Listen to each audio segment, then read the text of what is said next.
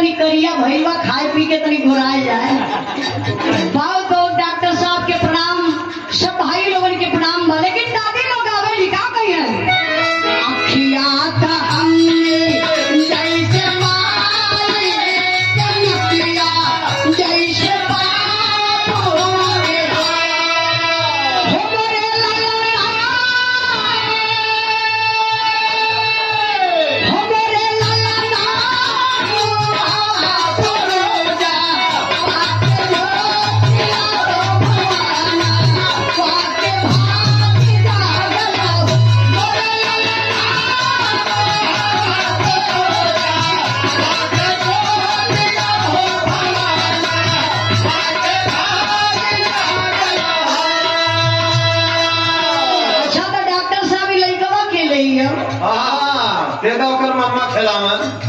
हो तब ले देखा।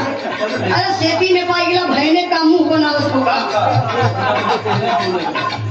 अच्छा इतना माये बहन लोग गावेली डॉक्टर साहब जो नहीं बताऊला हम पवरिया है के गावल है। पवरिया तुम्हारे ये तो जानो तो काम करला। आय हाय हाय हाय अरे काया मालिका अरे पर उज्जत धोती पहले बड़ा हो। आय हाय हाय हाय आगल हम अड़वाड़ी का भड़ुआ था। ओ सब गावल लगा गई है।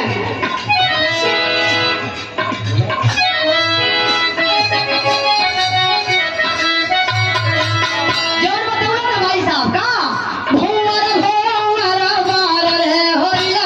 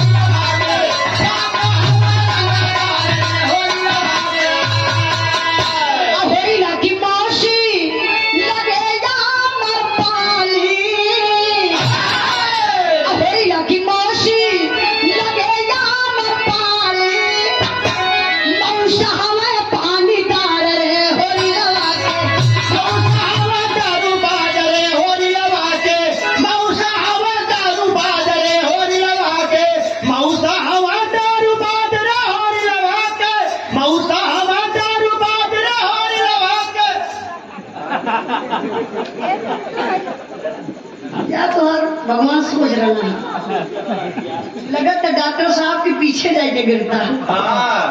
तब सुई लगता तुम्हें ले जाए। अब पवरिया गाल लिया तो वो दूसर की बोल फिर से आ जाएगी।